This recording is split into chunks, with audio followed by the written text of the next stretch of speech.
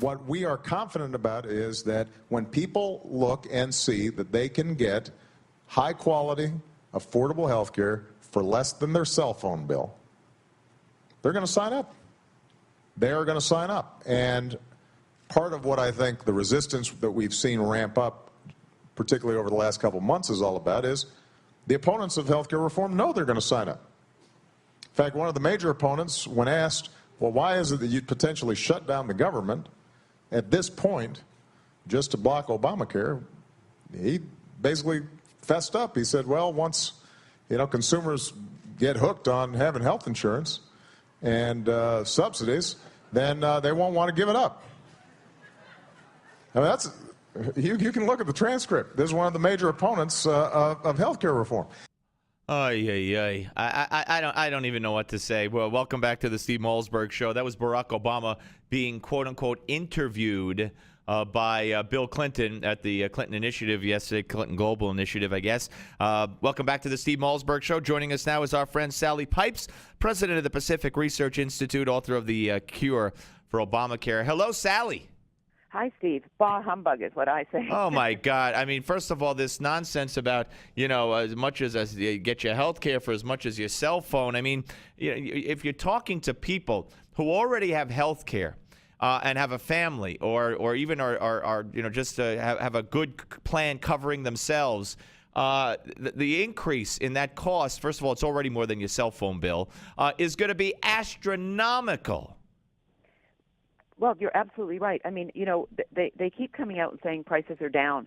And, but so what they say is that they just came out yesterday, the average premium in 48 exchanges will be $328 a month. That's for the second lowest silver plan, which is 16% below, what it was with a private plan. But what they're talking about is they compared, the Congressional Budget Office made some estimates, a couple of years ago on what they thought it would be. What they need to do is compare $328 a month to what people were able to get individual insurance for this year in 2013. And when you look at that, there's no question, Steve, that the increases in the individual market for people buying insurance in the exchange is going to be way up. And the second point is that, a number of the plans, when people, if they had employer-based coverage, or they had their own individual plan, if they look at going into the exchange, for example, in covered California, the Blue Shield Silver plan that people are going to be able to access, they will only have access to 53% of the doctors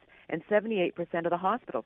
So the University of California at Los Angeles, University of California at San Diego, top hospital facilities, Cedars-Sinai, they are not going to be available for people who are purchasing the Silver Blue Shield plan. And the same's happening, all over the country. You have to compare apples to apples. The price is going to be up, not down, and people are not going to be getting the same coverage. And this is going to be a huge eye-opener and an explosion, I think, starting next Tuesday on October 1st. Oh, absolutely. And I hold a story in my hand here by Paul Bedard of the Washington Examiner. For instance, in Tennessee, Obamacare will triple men's premiums and double women's premiums. I mean, it's just insane. Lamar Alexander releasing his analysis from his state, and its constituents are compared to what they're paying today. For instance, in Memphis, a 27-year-old man can buy a plan for as low as $41 a month. On the exchange, the lowest state average is $119 a month. That's almost a 200% increase, and it goes on from there. Yes, well, and if you look at they're saying for a 27-year-old non-smoker, on average in all the 36 exchanges, the bronze plan will be $163 a month, and then the gold will be $240 a month. Well, if you're a 27-year-old or younger or a little bit older, I mean, these are, if you didn't have insurance before, this is a lot of money, or even if you did, it is going to be more. And so these young people are going to say, why would I do this? I'm going to spend $95 for the year, or 1% of my income, and pay that individual mandate penalty rather than spending this. This is going to be a shock. And then what's going to happen, Steve, is that young people are not going to sign up. The older and sicker people will, and insurance companies are going to have a hard time making ends meet because they won't have that large. And that's the whole goal, is it not, Sally? To get all the insurance companies right out of business and have everybody under a single payer plan, which is what Obama wanted in the first place. Well, you're absolutely right. He said that back in '03 and '04 when he spoke to the annual meeting of the AFL-CIO. Not his friends today. They bought into Obamacare. And now when Nancy Pelosi said you have to read this bill so you can find out what's in it. Well, the unions have found out what's in it, and they don't like it. And, of course, Harry Reid, Senate Majority Leader, made this very clear about a month ago on that PBS interview when he was asked about should we not have insurance companies as a way to access health care, and he goes, yes, absolutely yes. I mean, he is a huge supporter of single payer, and this is what they want. They want to crowd out private insurers. They won't be able to last. And then, we'll all be in a Canadian-style Medicare for All system that I grew up under. Long waiting lists, right, and that is a disaster. We're talking to Sally Pipes, president of the Pacific Research Institute, here on the Steve Malzberg Show. Obama said yesterday, during his remarks at the Clinton Global Initiative, we did raise taxes on some things.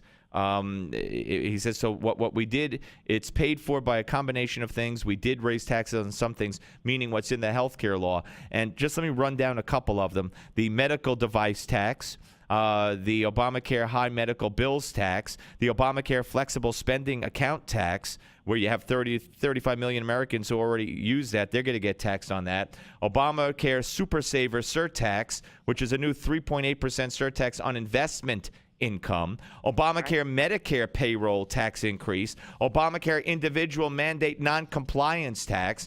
Obamacare tax on health insurers. And the delayed by Obama to 2015 Obamacare employer mandate tax. And starting in 2018, the Obamacare tax on union member and early retiree health insurance plans. Taxed to death is what we're going to be. Absolutely. $1 trillion in new taxes. And, when you look at the medical device tax, the 2.3% tax that came in the beginning of this year, we as consumers are going to be paying that tax because corporations don't pay tax. They pass it on to us.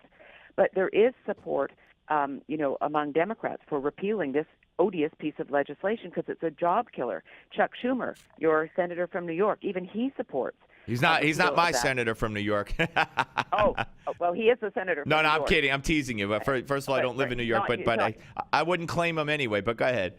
Right, and then Elizabeth Warren, the senator from Massachusetts, who supports repeal. So, I mean, this is just, a job killer. America is the innovator in new medical devices, new pharmaceuticals, biologics, and these taxes are going to kill the goose that lays the golden egg, which allows us to live longer and healthier lives. Right. The health insurance tax, the tax on pharmaceuticals, all of these things are increasing, the cost of healthcare, and we're not going to get the American people, as I say, are going to be absolutely shocked when they find out what kind of health care. And Sally, we have about a minute and a half left, and it's a tough question to answer in that amount of time. But isn't it all about getting us on a single-payer plan and then denying us the kind of care we've been used to, especially the elderly? Because, Obama has made it clear that, X amount of percent of 80% of health care costs come in the last few years of life. Isn't that what the Canadian plan is all about, the British plan is all about, and this plan is really all about? Yes, because in Canada, the government spends 11.4% of gross domestic product on healthcare. We spend 18.3% now. But when you have a global budget that will only spend that, you get long waits. In Canada today, Steve, the average person waits 17.8 weeks, over 4 months, from seeing a primary care doctor to getting treatment by a specialist. Elderly people, their care is rationed. They're denied because they have younger people that they need to take care of.